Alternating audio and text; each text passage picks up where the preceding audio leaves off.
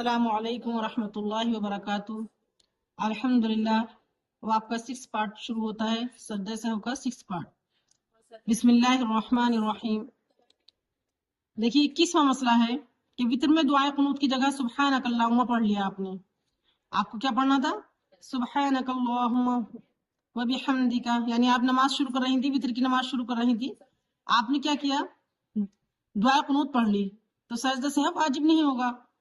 ठीक है, दोनों के चूंकि माना एक ही सेम हो जाते हैं। मसला नंबर 22 है कि वितर में दुआए कुनूत पढ़ना भूल गई आप। यानी तीसरी रकात में वितर की दुआए कुनूत पढ़ना वाजिब हो जाता है। वाजिब है, ये ध्यान रखें, वितर के अंदर तीसरी रकात में दुआए कुनूत पढ़ना वाजिब है। ठीक है, और अगर हम उसको भूल गए तो सूरत पढ़ के रुकू में चले गए तो सजदा सहव वाजिब होगा। मसला नंबर 23 है, अलहम्द के पढ़ने के बाद 2 सूरतें या 3 सूरतें पढ़ लें और तो कुछ डर नहीं है इस बात से, यानी कोई नमाज में खराबी नहीं आएगी। अलहम शरीफ पढ़कर आपने बिस्मिल्लाह पढ़ी, आपने फलक पढ़ ली, फिर बिस्मिल्लाह पढ़कर आपने सूरह नास पढ़ ली, तो इस तरह करने में कोई बुराई नहीं है। ठीक है, सजदा सहव भी वाजिब नहीं होगा। 3 सूरतें पढ़ें, 4 सूरतें पढ़ें, आपकी मर्जी है, आप पढ़ लें। ठीक है, इसके बाद आपको ऊपर सजदा सहव वाजिब नहीं होगा। 24वां मसला है कि फर्ज नमाज में पिछली दोनों रकतों या एक रकत में सूरत मिला ली तो सजदा सहव वाजिब नहीं है। फर्ज नमाज में आखिर की 2 रकतें क्या होती है? खाली होती है। शुरू की पहली 2 रकतों में सूरत भी पढ़ी जाती है, यानी सूरह फातिहा पढ़ी जाती है और सूरत मिलाई जाती है। आखिर की दोनों रकतों में सूरत सिर्फ अलहम शरीफ पढ़ी जाती है, उसमें सूरत नहीं मिलाई जाती है। मालूम है ये बात आप लोगों को? तो फर्ज नमाज में पिछली दोनों रकातों में क्या किया आपने?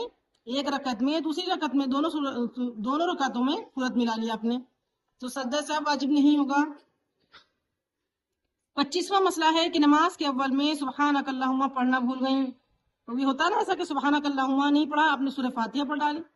तो नमाज के शुरू में चूंकि हम नमाज की शुरुआत सुब्हानक अल्लाहुम्मा से करते हैं, तो हम ये पढ़ना भूल गए, या रुकू में हम सुब्हान रब्बियल अज़ीम नहीं पढ़ा, या सजदे में हमने सुब्हान रब्बियल आला नहीं पढ़ा, या रुकू से उठकर समी अल्लाहु लिमन हमिदा ये कहना हम भूल गए।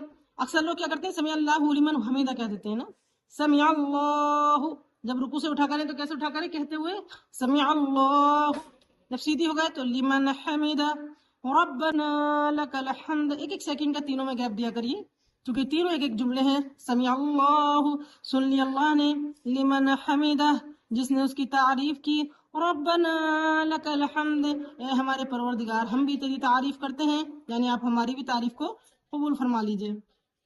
कितने प्यारे दुआया अल्फाज हैं ये, तो इसको बहुत अच्छे से पढ़ा करें, बड़ा मजा आता है इसको पढ़ने में।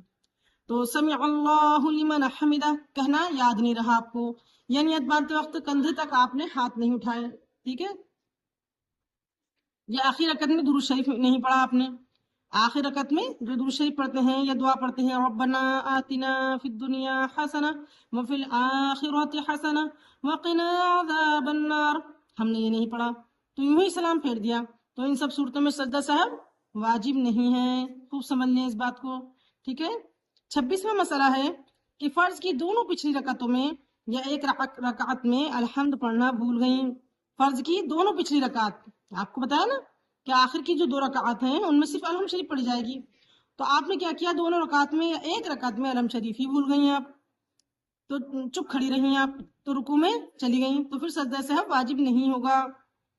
26वां मसला है, जिन चीजों को भूल कर करने से सजदा सहव वाजिब हो जाता है, अगर उनको आपने जानबूझकर कर लिया तो सजदा सहव वाजिब नहीं होगा, बल्कि नमाज ही फिर से पढ़नी होगी।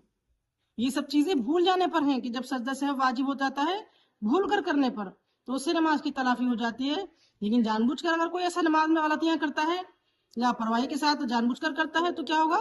नमाज ही नहीं होगी। अगर सजदा सहव भी कर लेंगे तब भी नमाज नहीं होगी। जो चीजें नमाज में फर्ज नहीं है और जो चीजें वाजिब नहीं है, उनको भूल कर छोड़ देने से नमाज हो जाती है और सजदा सहव वाजिब नहीं होता है। लेकिन इन्हीं चीजों को जानबूझकर करने से जो चीजें वाजिब हैं, उन चीजों को जानबूझकर छोड़ देने से तो सजदा सहव वाजिब नहीं होगा, बल्कि नमाज ही दोबारा पढ़नी पड़ेगी। ठीक है, आखिर दावाना अल्हम्दुलिल्लाहि रब्बिल आलमीन। जितने मसाइल जरूरी थे सजदा सहव के मुतालिक वो मैंने आपको बयान कर दिए। इतना इल्म दीन जरूरी है आपके लिए, आपकी बच्चियों के लिए, जरूरी सिर्फ आपके लिए मसाइल मैंने बयान किए हैं, इसको अच्छे से याद फरमा लें आप। اور اتنا تو ہمارے لیے سب کے لیے ضروری ہے، اتنا علم دین سیکھنا لابد منہ، اس کے بغیر چارہ کار نہیں ہے۔ السلام علیکم ورحمۃ اللہ وبرکاتہ۔